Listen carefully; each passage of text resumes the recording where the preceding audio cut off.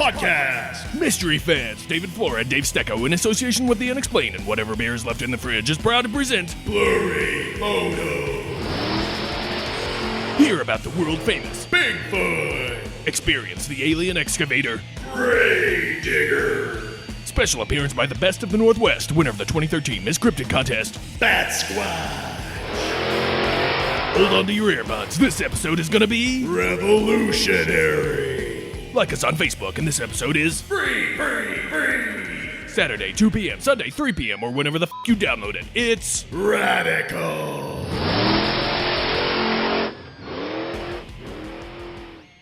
Hey everybody, I'm David Flora. I'm David Stecco. And this is Blurry Photos.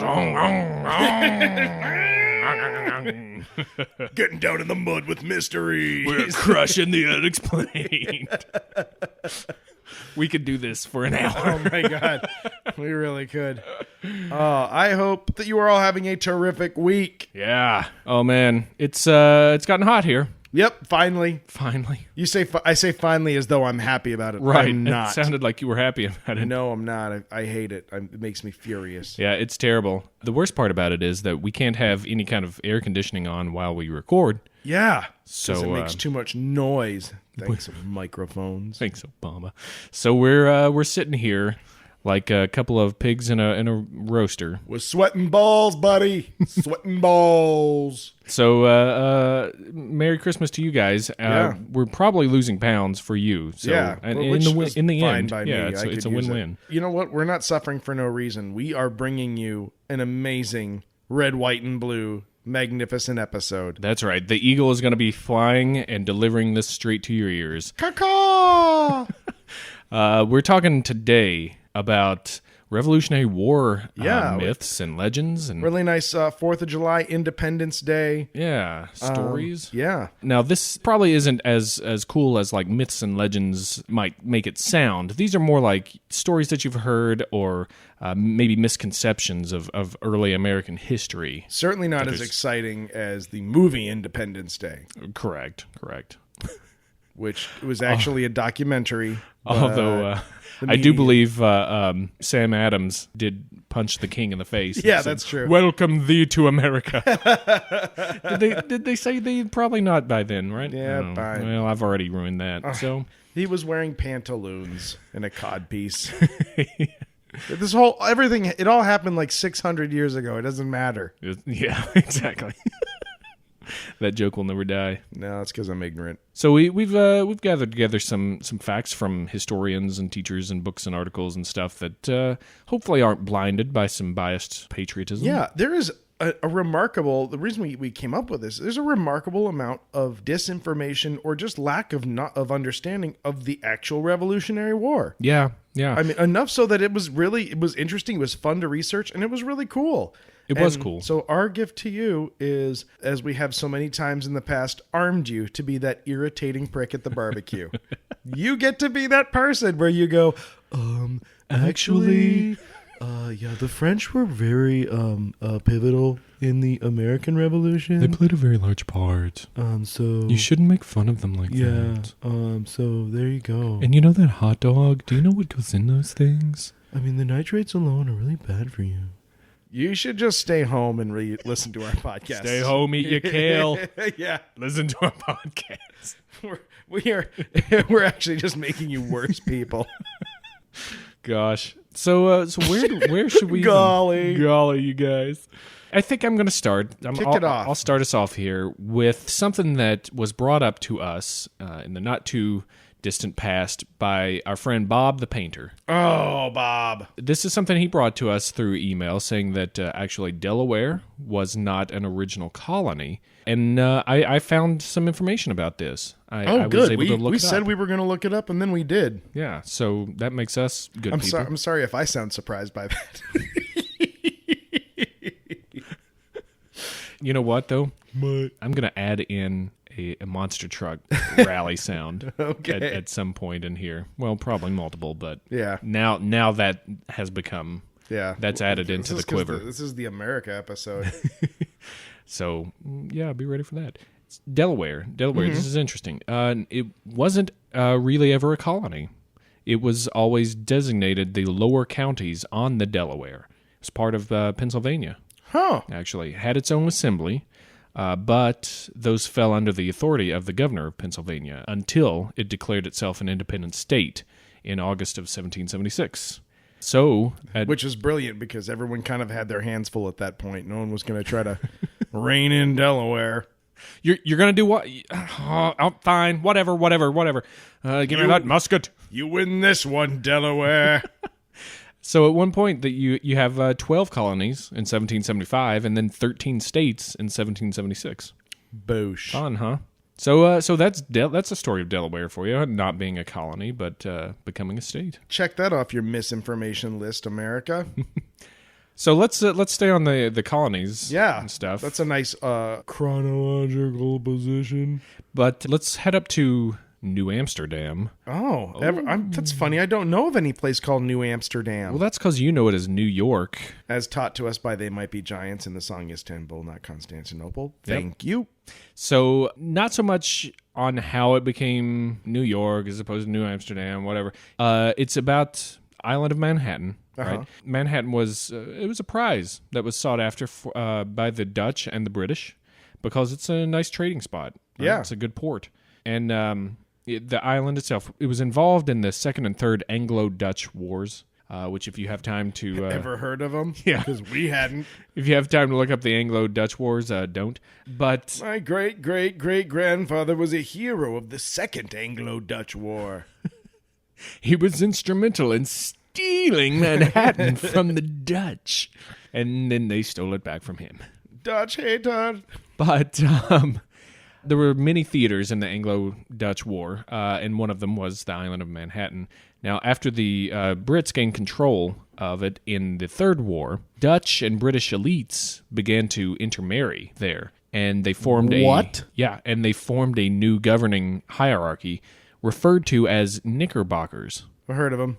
So I thought that was just this has bupkis to do with American Revolution, but I just saw Knickerbockers and I was like, you know what? That's a name that's in the world that doesn't make sense. Yeah, it's cursed a basketball team for its entire life. Right. And that so that's where that comes from. That's interesting, I thought. That's awesome. How about the thought that King George III was just this horrid tyrant and the American peoples rose up and overthrew. Oh yeah, that his whole raison d'etre was just to keep his boot on the throat of liberty. Right. Well, probably it was a little bit, but it's not like he gave it that much thought.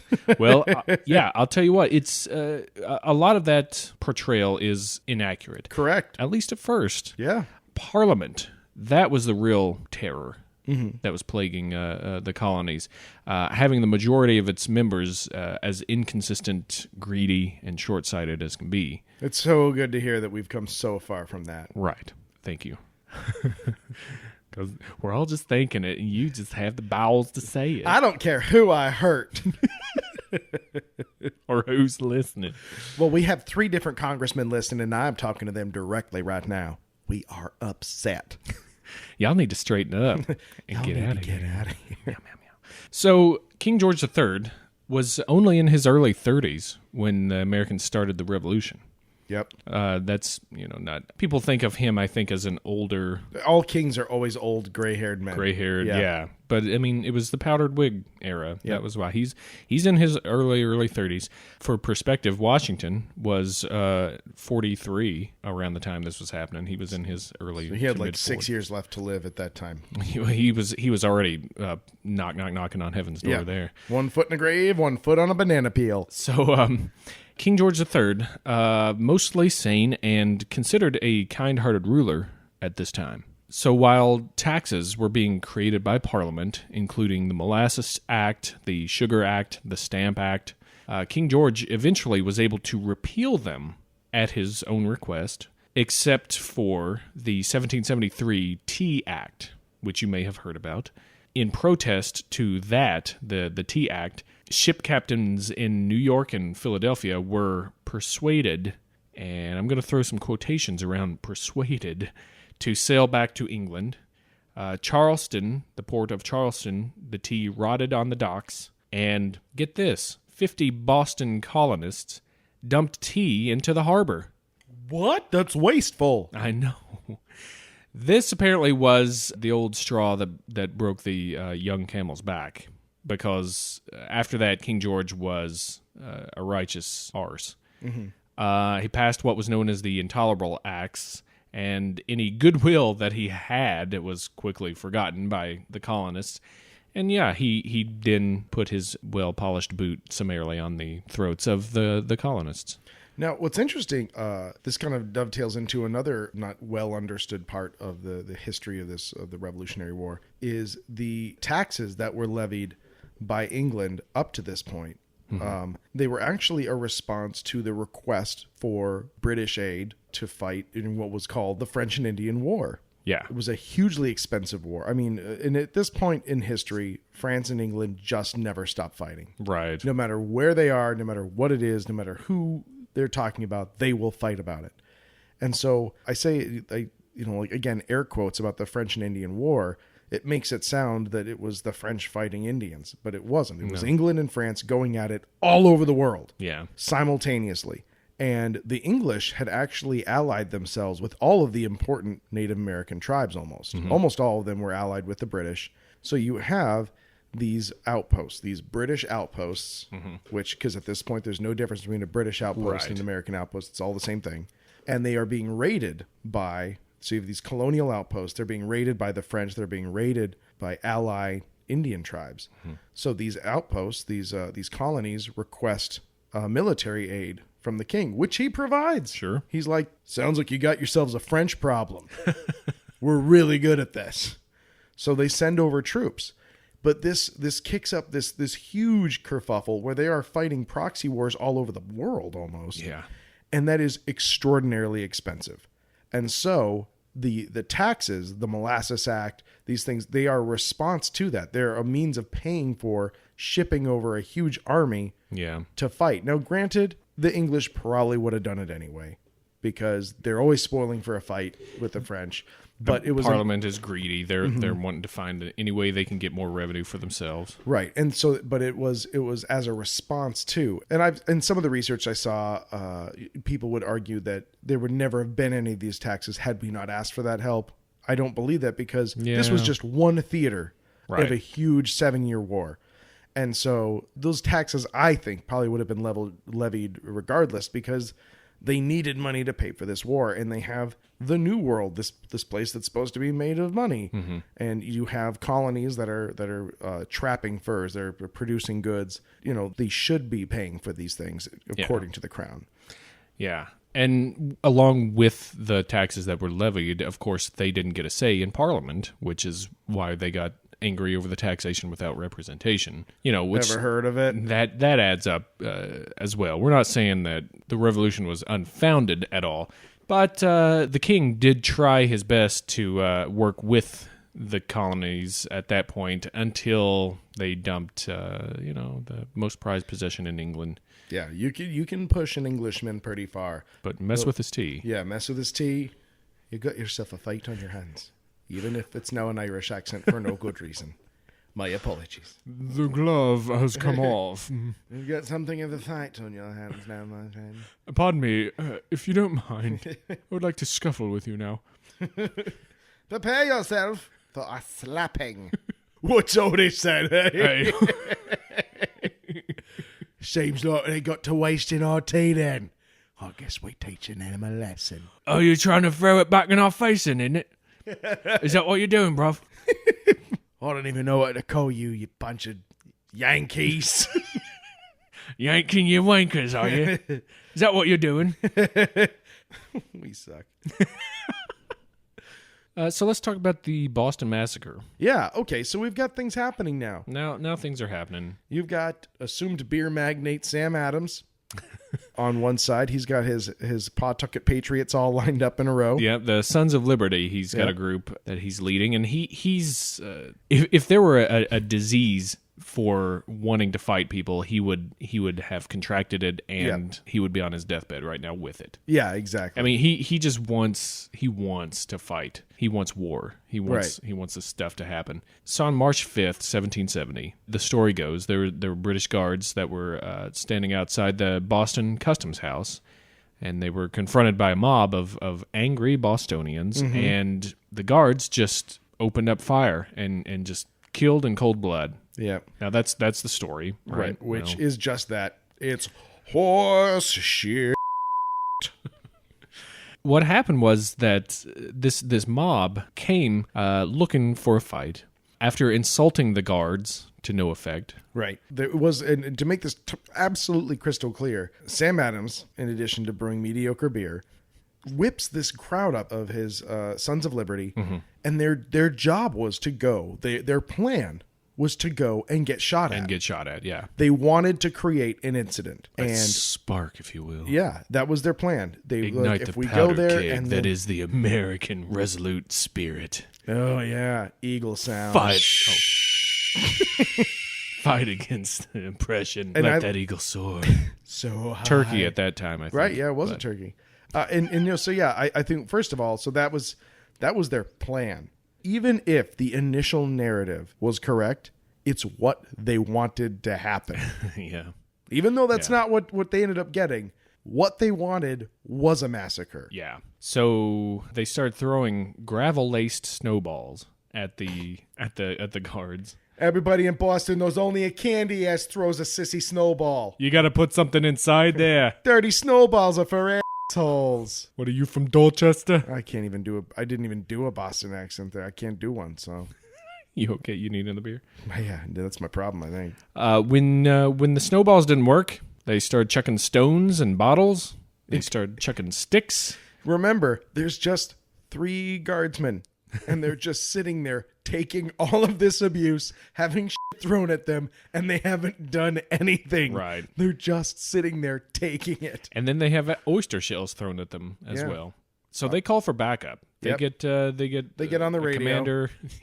They get a commander over there. They get quite a few more guardsmen. Just in case things get out of hand, because it looked like they were getting out of hand. Yeah, things were out of hand. Once one group of people is pelting 3 people with bricks and oyster shells. Yeah. What's the matter with you? Give them the oysters. Dumb. Why don't you throw the oysters at him there, Paulie? I don't know. I was going to use them. No, I'm not going to do that. So they now have guardsmen, a small cadre of guardsmen getting crap thrown at them, and suddenly a shot rings out. And we'll never know. We'll never know if a guard shot or if it was just a random instigating pistol fired from the angry mob, but the soldiers opened fire thinking they were being fired upon. Yep. The soldiers opened fire, killed 3 men, wounded 8, although some sources will have it at 6 men were killed and 5 were wounded, but the majority of the sources that we found say that 3 men were killed. Including Crispus Attucks, first man to die in the Revolutionary War. Oh, unless you count the kid that was killed a few weeks earlier. I don't, and no, neither does history. Okay. You have to be 18 to be in history. That's the cutoff. The soldiers were brought to trial, and they were pretty assuredly going to be hanged. Mm-hmm. But they got some representation by John Adams. Ever heard of him? And they were acquitted. Yeah. He saved them basically by using logic. Yeah. He's like, they were getting crap thrown at them. They heard a shot. They defended themselves. They were feared for their lives. So John Adams, one of the founders of our country, defended successfully the British Guards. So that's pretty fun. That's an interesting fun fact about how that went down. Yeah, because that famous engraving made by our friend Paul Revere shows the British Guards firing into the crowd, and that circulated through the colonies after that and really stirred up the hornet's nest. Yeah, so Sam Adams got what he wanted. He got exactly what he wanted. Yep, he sure did. We've been drinking crappy beer ever since as a result. I don't like Sam Adams beer. Nor do I. But if Sam Adams wants to sponsor us, I will happily drink it. Ball's in your court, Sammy. You want us on board? You want this media empire to help you? You gotta help us get drunk. Speaking of old Paul Revere, the classic tale of Paul Revere, The Midnight Ride, has him riding through the countryside shouting, "The British are coming. The British are coming." Not true. What? Sort of true. Oh, okay. He was not alone in his ride, or in his task, at least, and he was not shouting, "The British are coming." He did ride on the night of April 18th, 1775. His mission was to warn of redcoats coming to arrest Sam Adams and John Hancock in Lexington, Massachusetts.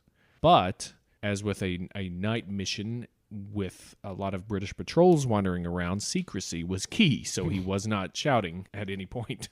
On a different route with the same task was William Dawes. He was also going around to houses alerting the militia of the impending invasion by sea. Mm-hmm. Once they reached Lexington and warned Sam Adams and John Hancock, they were both joined by Dr. Samuel Prescott on the way to Concord, going to alarm more militia. Yep. But on the way there, they were stopped by a British patrol. And what's all this said, eh? Exactly. Oh, what do you think you're doing? It's midnight. You're out on your horse. Having a bit of a wander, are we? It's not warm enough to be out for a midnight ride now, isn't it?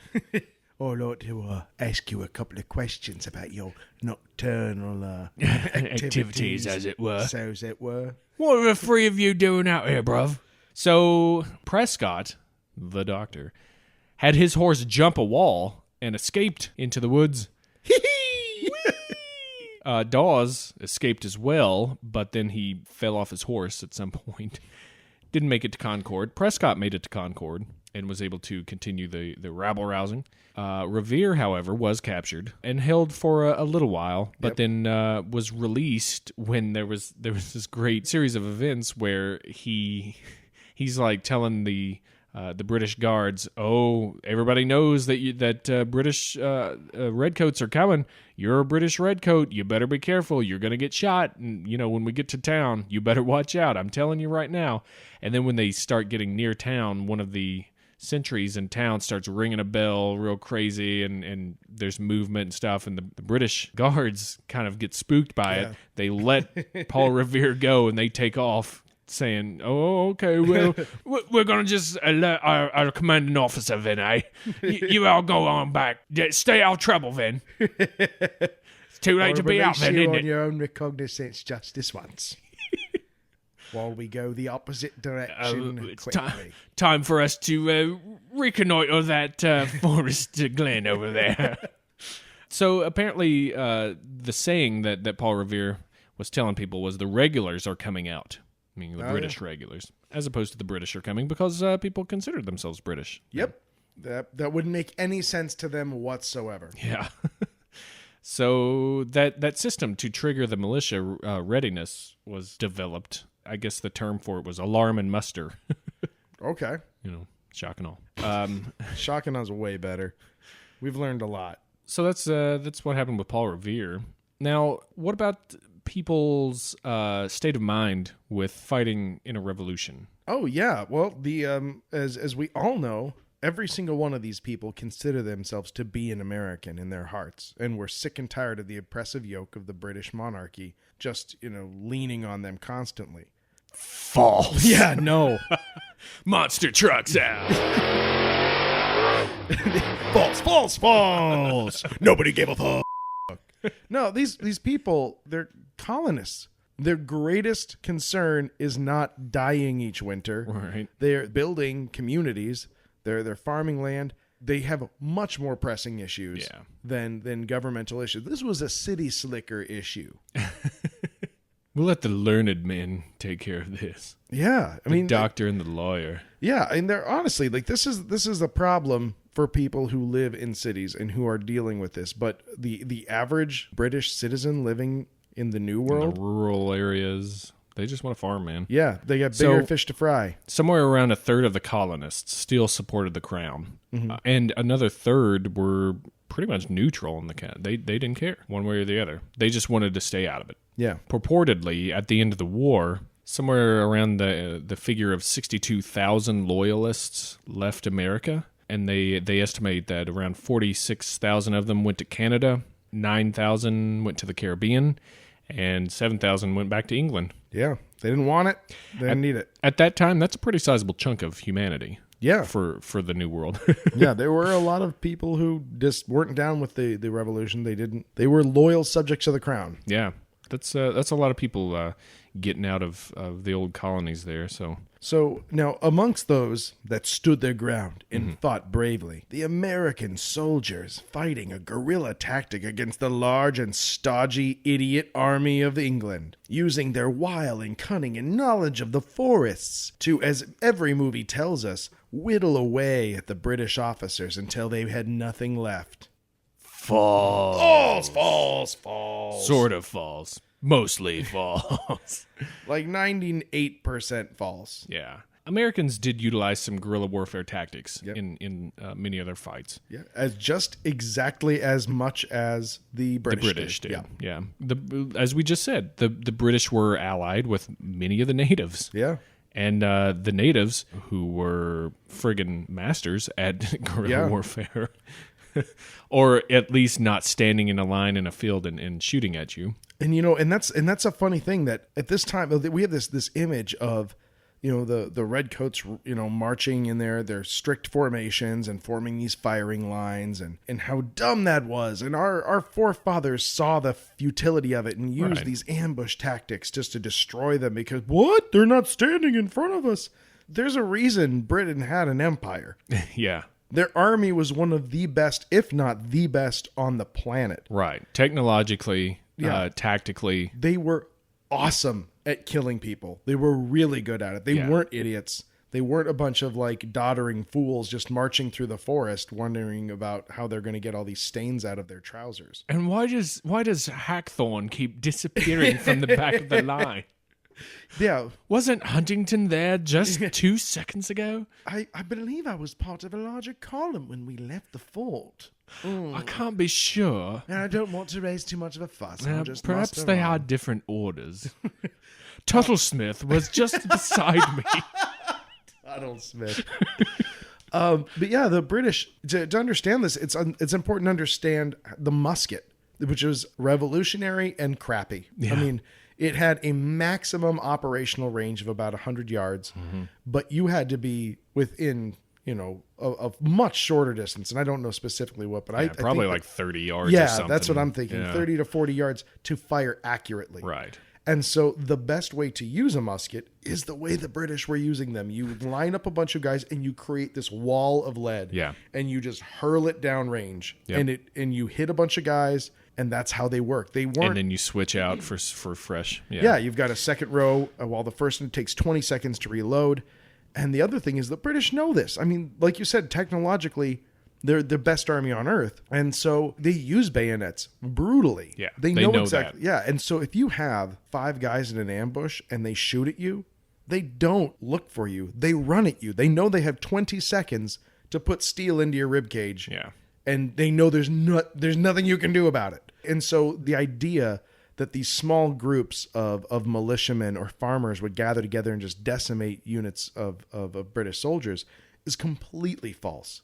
Yeah. The only times initially in the war, the colonial revolutionaries, they got their asses kicked everywhere. Oh yeah. And it wasn't especially in open field warfare, standing in lines. It wasn't until colonial revolutionary forces started adopting British strategic and military discipline and tactics that they started winning wars.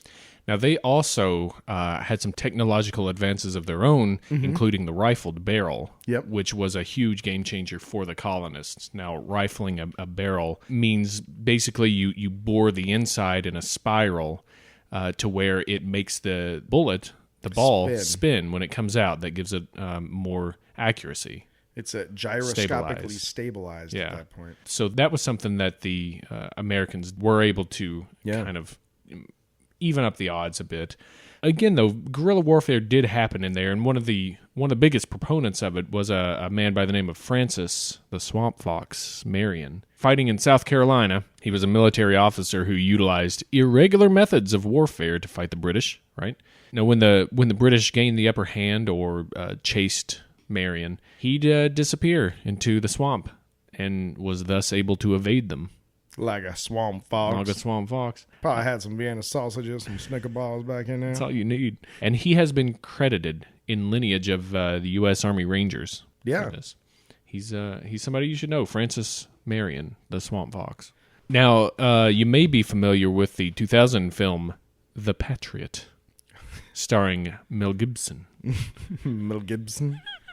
That character was very loosely based on Francis Marion. The dragoon that is his nemesis in The Patriot is loosely based on a real figure as well. But very loosely. Very, very loosely, yeah. But that's he employs those guerrilla tactics.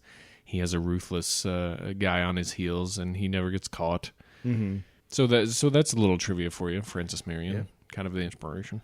And now this is something of a theme that I'm going to be developing because it's one of my favorite parts about learning about the Revolutionary War is this belief that the French technically, quote unquote, helped us, but they didn't actually, in what has become our current understanding of French tactical maneuvers, they didn't actually land troops until the war was functionally won. And so they showed up just in time to not really be around for much. But we'd already done it with our American ingenuity and stick-to-itiveness. That's the common thought. Yeah, which it doesn't matter because it's completely fatuously erroneous. The reason the United States is a free and separate country is exclusively French intervention. Mm-hmm. While they really didn't land troops till the very end of the war, which they actually had some pretty good reasons for. Took a while, to raise an expeditionary force and send it over. Plus, there was the whole thing about the strongest navy on Earth between them and exactly the landing spot.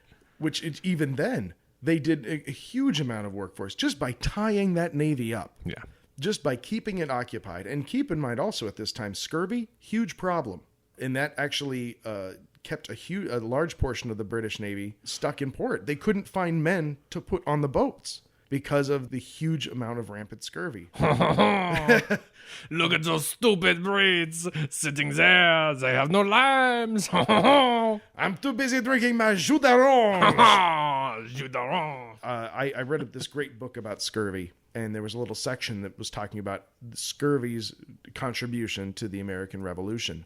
I know all about that. I've visited the scurvy statue in D.C.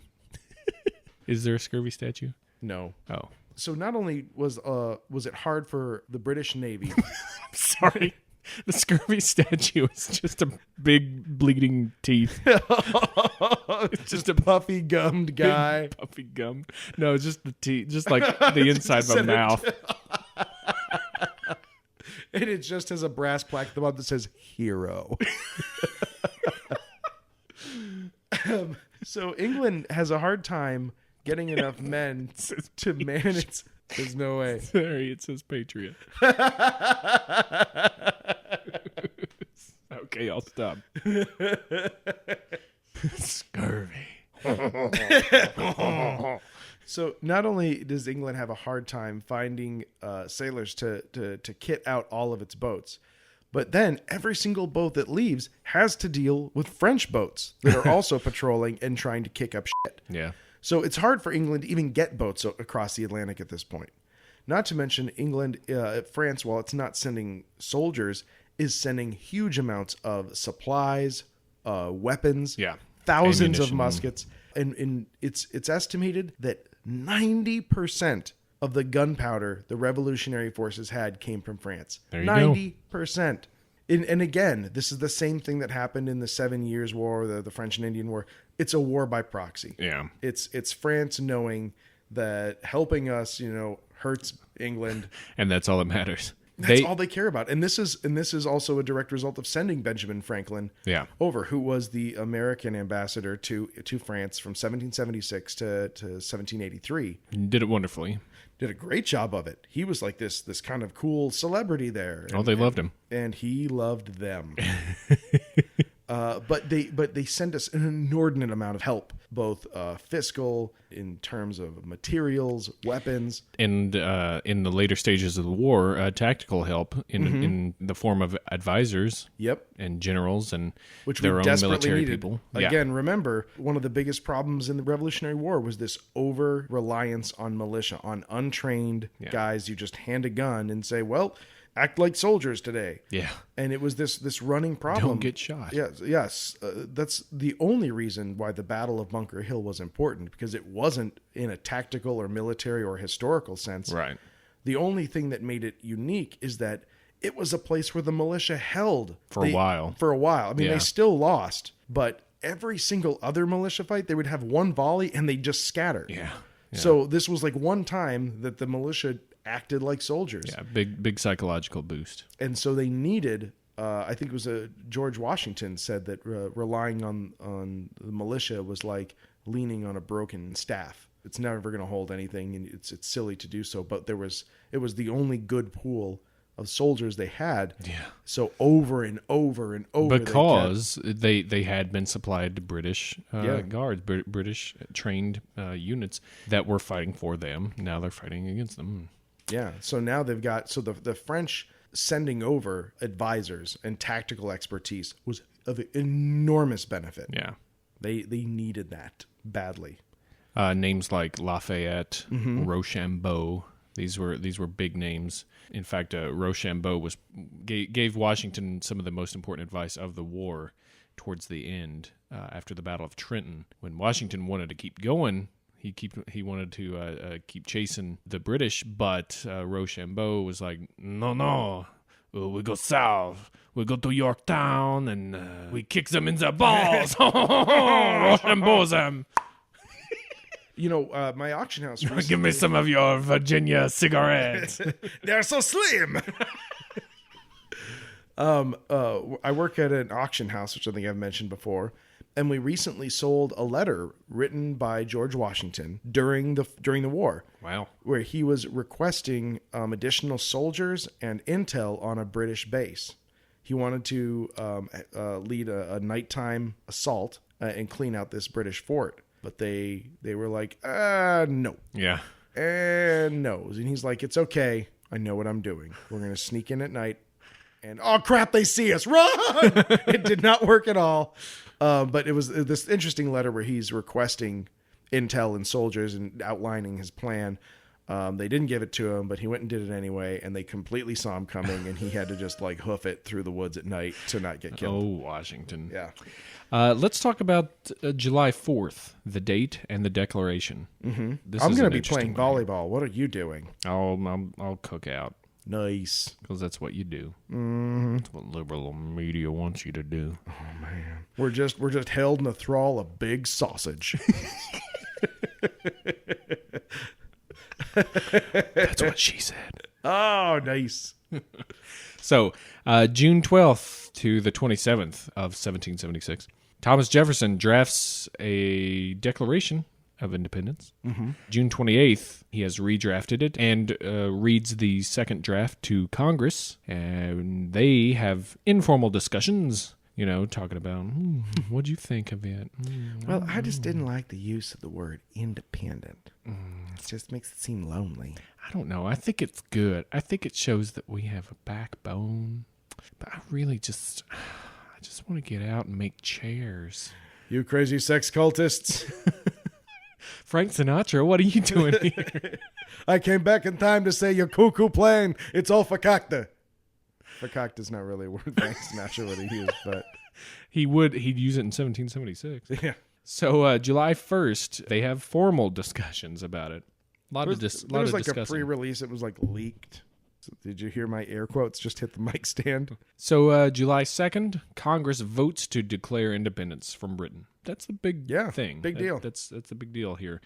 July 4th, Congress approves the revised draft of the Declaration. And then on July 6th... Took out the no fat chicks clause. The gentleman from Massachusetts has the floor. Just like to bring up that fat bottom chicks make the rockin' world go round. That's all I'm saying, you assholes. I am a fan of fat bottom girls, and I oppose any legislation that would limit their access to this country. Formal discussion is now closed. So anyway, July 6th, the Declaration is published in the Pennsylvania Evening Post. And that's that. That's a short timeline of it. By all accounts, July 2nd should be the date that we celebrate, since that's when the vote was made to declare independence. John Adams played a very active role in revising the draft of the Declaration, so much so that he probably should be up there with Thomas Jefferson. Yeah. It's okay. Everyone remembers how he was really rooting for the British soldiers, so keep him off that thing. He told his wife, I am apt to believe July 2nd will be celebrated by succeeding generations as the Great Anniversary Festival. Wrong again, Adams. Sorry, Gianni. Off by 2 days. Idiot. Now, the signing of the Declaration, this is the whole famous John Hancock, old Johnny Handscocks, gets in there. Just go. I'm still telling myself that. Gets in there and puts pen to paper. But that stuff doesn't happen until August. Yeah. And continues through November, actually. Takes him a while.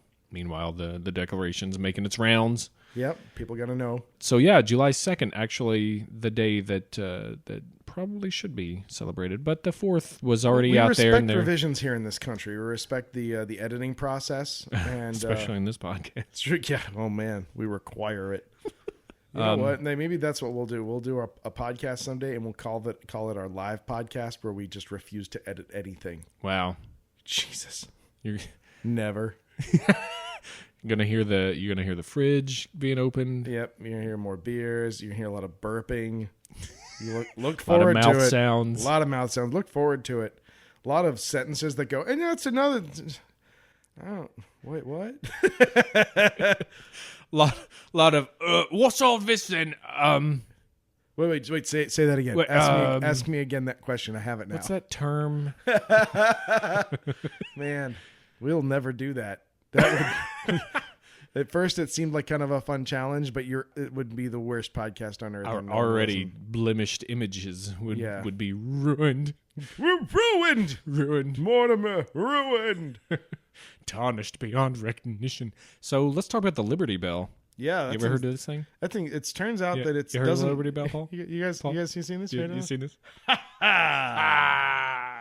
It turns out the Liberty Bell never existed, and it was created in 1945 during a war bond rally to try to get people to give more money during World War II. It was a complete fabrication, and it actually first appeared in an episode of Action Comics with Superman, where he was ringing a bell. He had gone back in time and was ringing a bell to wake up the American colonists to let them know that the British were coming, because an evil alien had actually killed Paul Revere in this particular episode. But it was very popular, and so they brought it out during the war bond parades, at which point it was actually unloaded from a truck unsuccessfully, resulting in some damage. 3 people died. They also don't include that. Real quick trivia, though. Superman drove Gravedigger in that comic. Yeah.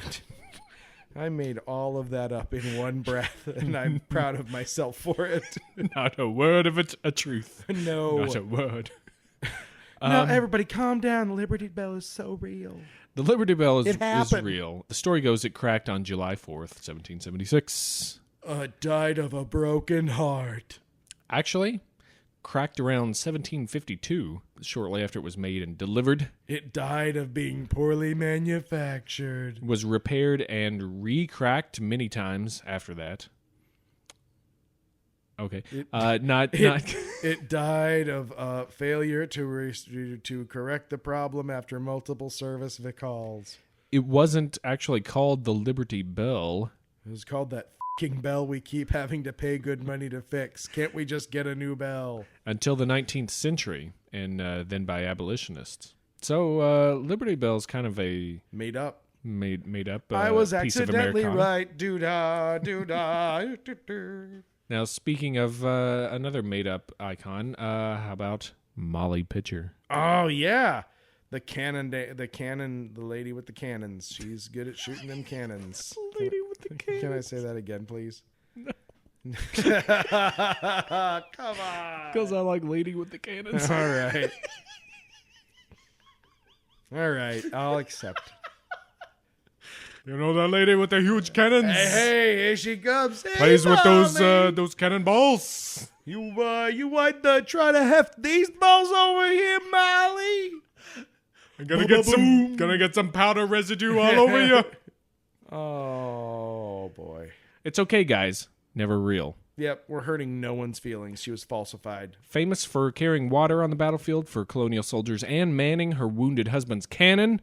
But in reality, it's believed to have been the real figure of Mary Hayes Macaulay, but probably never happened because the story didn't really come about until 1876, which was the centennial anniversary of the war.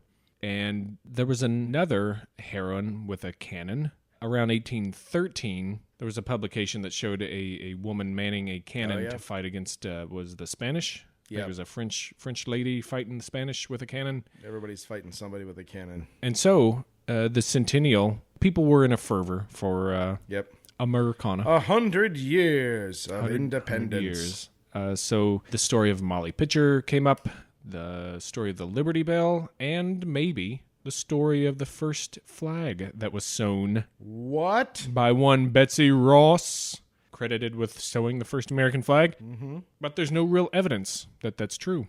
There's not much evidence that it's not true, but still. It first came about in 1876 by her grandson, William Canby. By her grandson, William, I need to make some money off this Canby. William Ross Jr. They're pretty sure that that's probably falsified. Oh, that's disappointing. Sorry, flag enthusiasts. Hey. Yeah. Did you know that there were pirates in the Revolutionary War? Yar. In the war, the colonies only had about 31 ships in the Continental Navy. Yep. So most of them were lobster trawlers. They had rods and they had muskets. They didn't know what to do with one of them. You guess which one. Bada boom. Boom. Assholes. A bunch of assholes. What did they do? Well, they turned to privateers to help them at sea. And privateers is a really polite way of saying pirates. Now, privateers have been used for hundreds of years at this point. The Spanish used them, the French used them, the English used them.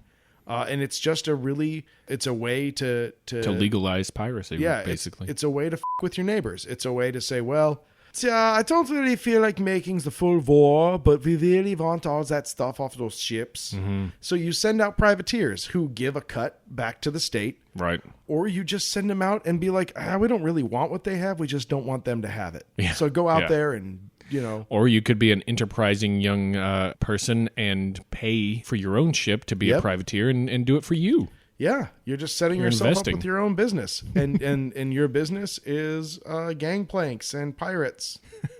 And business is good. Yeah, and it's great. I mean, privateer sounds way nicer than pirate. Not as cool, but nicer. Nicer, yeah. Privateers of the Caribbean. I would not see that. Yeah, you might see it in a dark theater alone. Dead men tell no tales unless you're negotiating a contract with England, of course. Mm-hmm. They were apparently very successful at capturing supplies and scuttling British ships during this time, much more so than the Continental Navy, anyway. Yep. In 1777, Washington's armies totaled around 11,000 poor souls. There were apparently 11,000 privateers intercepting British shipping in the Atlantic, in the Caribbean, even in the Irish Sea. They're taking the fight to them. Yeah, and that's once again these outside forces that are just. I mean, if you take away all of the outside forces, we would all still be British subjects. Exactly. I mean, there is no American colonists versus the British. It just didn't happen that way. We're all in this together, you guys. Yeah, and if it weren't for the help of every single neighbor on the planet, never would have happened. And even then, we almost effed it up all the time. Yeah. And the way they did this, and I think the way the war was won, really, as opposed to fighting, It's one with these privateers cutting off shipping lanes. They're crippling the military economically, and they're crippling them from receiving supplies, which is a huge thing that any army has to have. I mean, that is just as devastating as defeating an army in a battle. Yeah. Oh, yeah. If you cut off a supply line, boop. Yep. It's just slow death. I mean, what part of boop didn't you understand? About 2,000 commissions and letters of marque were issued around this time. It's a lot, quite a few. Enemy ships were captured, and then the ship and the cargo was sold, with the profits split between the privateer investors, the crew, and the government. Mm-hmm. So it's also an enterprise for them. They get money from it as well. It's like Amway. Notable names in this theater include Silas Talbot, who was holding ranks in the colonial army and navy, and Gustavus Cunningham, the Dunkirk pirate, as he was called, who escaped from prison twice, escaped British prisons. Yoink. He's like the St. Patrick of pirates.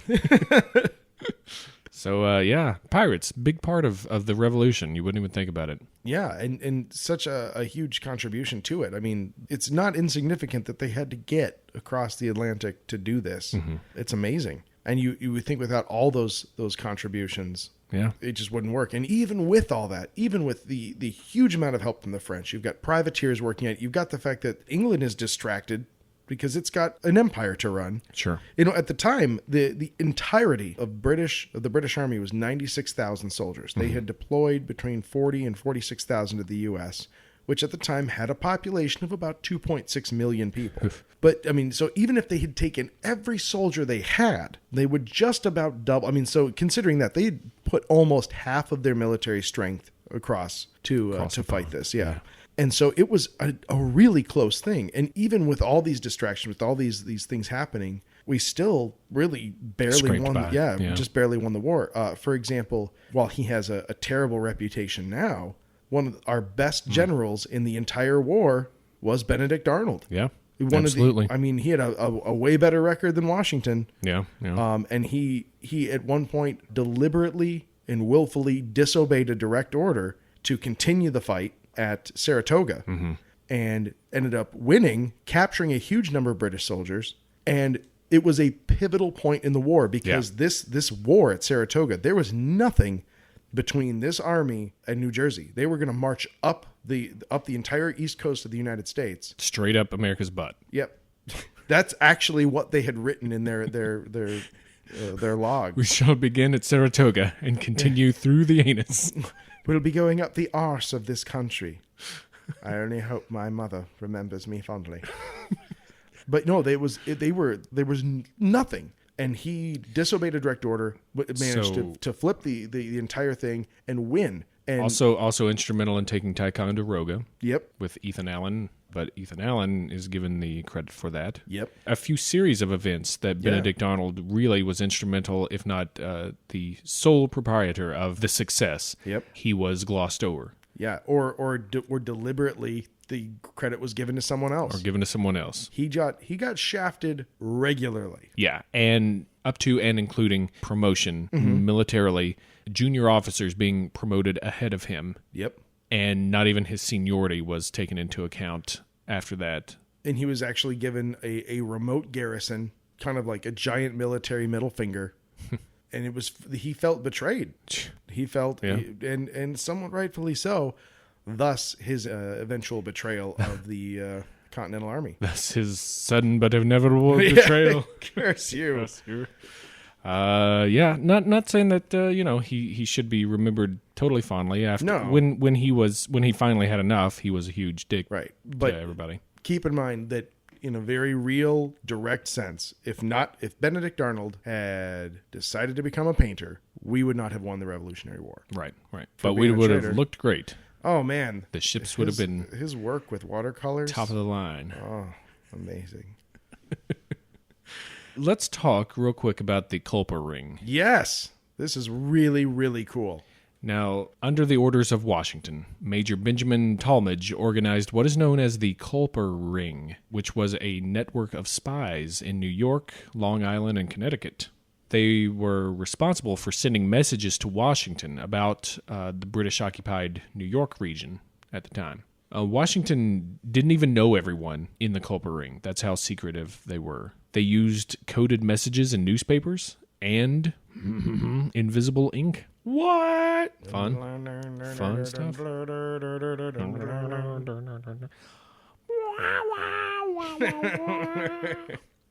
They also used women. Oh, who doesn't? Gosh. They used women to their benefit because women would not be suspected since they were not supposed to be involved in politics or military affairs. Good on them. Yeah, that's great. The name Culper comes from the code names of two members, Abraham Woodhull and Robert Townsend, who were named Samuel Culper Sr. and Jr. As far as we know. Right. Yeah, so Culper Ring, real fun. You hardly ever hear about that. A spy ring in the Revolutionary War, that's pretty neat. And they actually, the women they used, one of them, to make it even more cool and James Bondy, she was known as Agent 355. Oh. Mm-hmm. Very mysterious. You thought she was a loyalist. But she's actually a rebel spy. And I had sex with her. He bedded her last night. Jesus. So there you go, man. Yeah. I hope you guys like that. I hope that we didn't we did a lot of research on this, and I hope we didn't get our facts wrong. I mean, it's entirely possible. There are a few things. I'm saying this because I'm personally nervous. Like, there are a few things in the world that I know less about than history. Like, it's just, I think it's fascinating, but it's just not something I ever really pursued. Yeah. So it's so far out of the stuff that I know and understand that it makes me nervous when we do a whole podcast about history. Yeah. So if we're wrong, let us know. We'll go in the penalty box. You're just so proud of yourself. I mean, there's so much. Also, I mean, obviously, we can't cover everything that happens in the Revolutionary War that they don't tell you about. Right. We just try to hit some of the highlights that they tell you about, but they're either wrong and they're dumb for it. Yep. Or they're right and they're still wrong. What? That's right. Wrong. So, hope you enjoyed this little trip down Americana Lane. Yeah, and enjoy that. Like, dude, just spit these facts out like crazy at barbecues, please. Do it like one of those snakes that they kick around. So that you don't tread on. Thanks for bringing that around. Yeah, no problem. Making some kind of sense. Teamwork.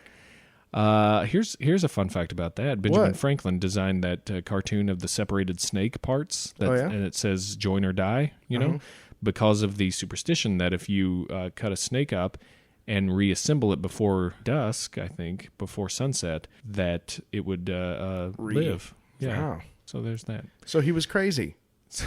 We didn't even say much about Benjamin Franklin, who invented everything. Yeah. Well, he gets his own podcast, and it doesn't even have to be tied to a holiday. Right. And he should. Benjamin Franklin, inventor of the monster truck rally. Yeah.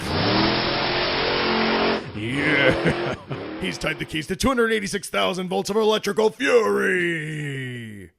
Yeah, we'll give him his own thing. You know what he didn't invent? What? Our righteous fucking puns. Oh, ho! That's right. Oh, you go first. Oh man. Yeah, you do it, asshole.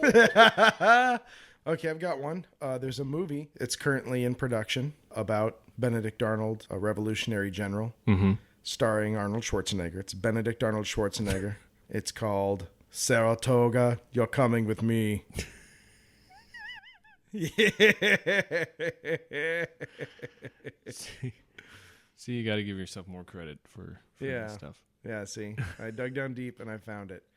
I'm gonna make the terrible pun that is a real stretch because, well, I mean, this is on the heels of yours. This isn't mine. It's that movie is called The Tory-nator, from the Tories that were loyal to the British crown. Nice, I like that. It's not nice. It's a stretch. All right, so I here's mine. Okay, I've got a juice bar. Okay, it's found a lot in the New York area, around in there. Easy to find. No, it's not. It's actually a real secret place where you can actually go and get your juice drink. It's called the Pulper Ring. Whoa. Pulper Ring. And does that include 335 secret ingredients? Yeah. Different drinks that get mixed up. I'll order the 335, please. It's for ladies' health blend. All right. I've got. We're doing as well as the colonists are doing. Yeah, right boy, now. we could use some outside help. Where's a Frenchman when you need one? Mon Dieu! There's another movie that's being made about the Revolutionary War era, about when they were creating and editing the Declaration of Independence. Mm-hmm. There was an aide to Mr. Jefferson who was happily married, but they fell in love and then had a very powerful erotic affair.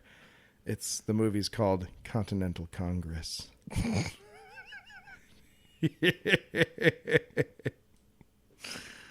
Oh gosh. Yeah. It sounds like a really terrible rom-com. Yeah, but with like way more boobs. Well. It's probably like gonna be on like Cinemax or something. What else you got, Flora? I have a shop for medical marijuana. Oh, nice. Mm-hmm. It's called the Boston Massacre. People died there, dude. Who fired first, man? Oh, dude.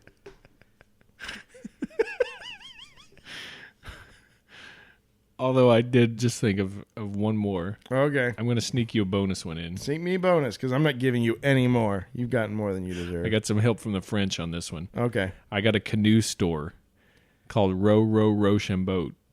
Oh, God. Well, and at this point, let's turn it over to our listeners who are better at it than we are. So much better. Listener puns are coming! Listener puns are coming! Oh, no. It's Paul Revere. Yeah! And that is how it happened. That's right. You were here when Paul Revere warned us all. Because after he yelled that, he played this sound.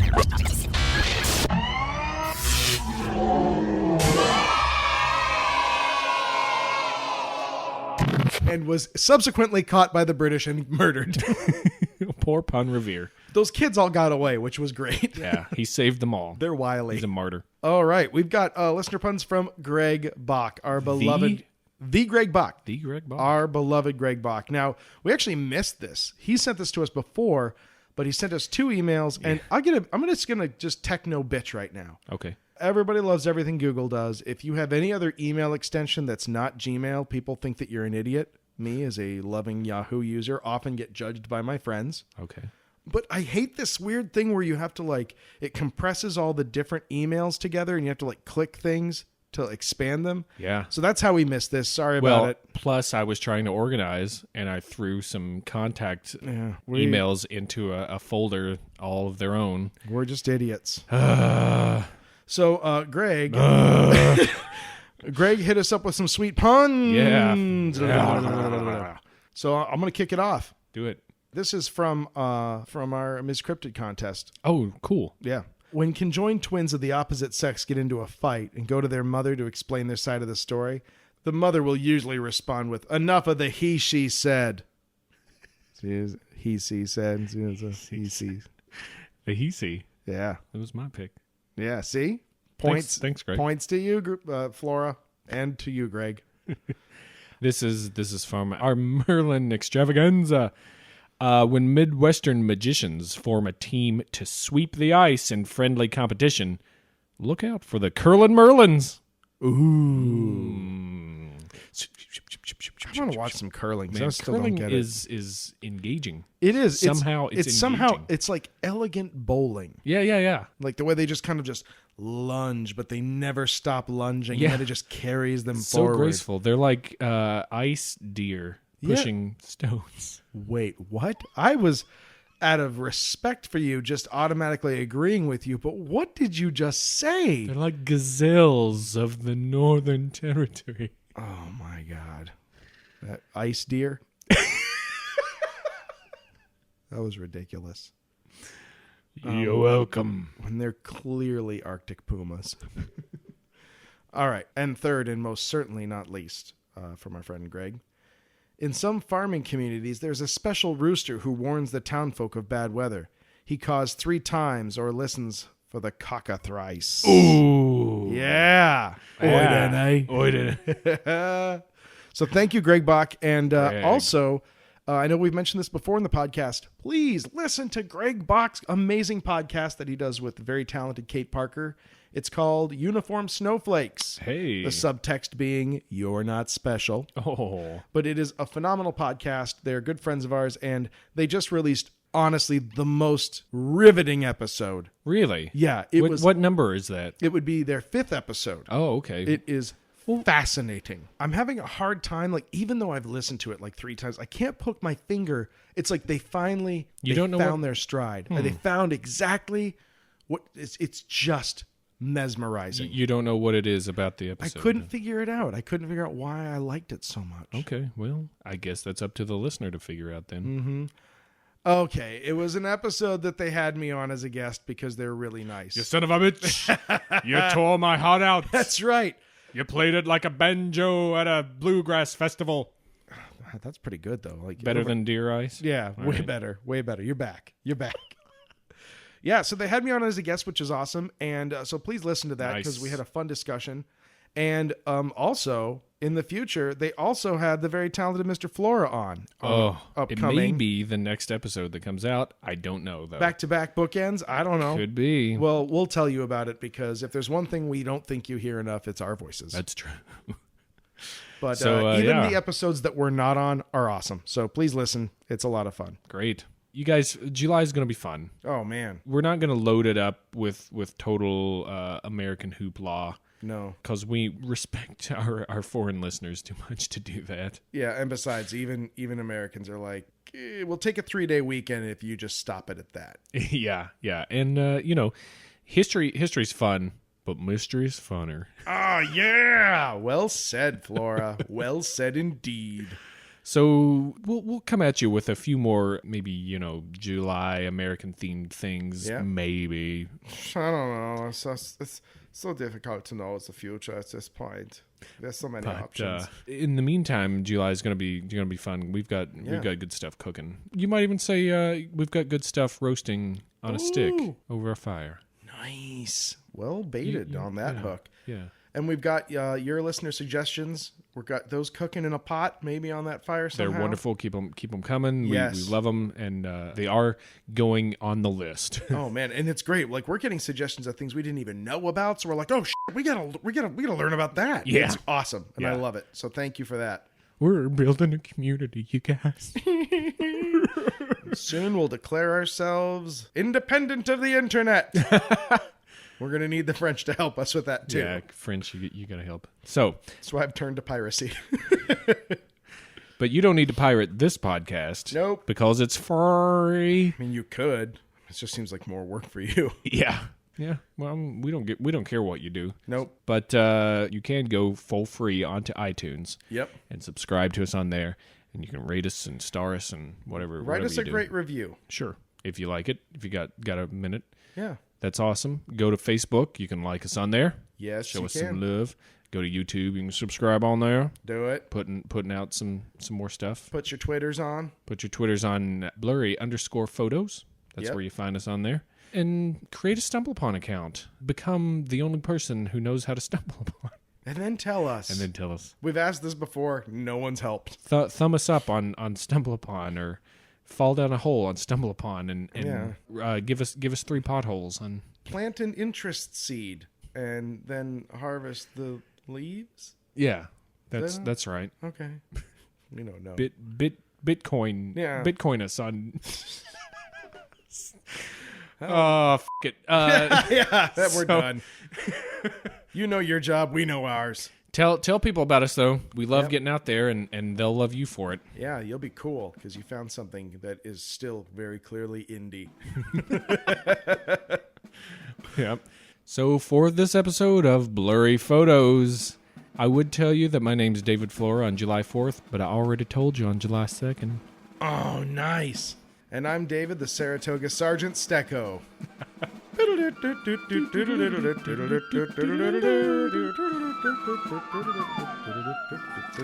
Bye. Got a little drum.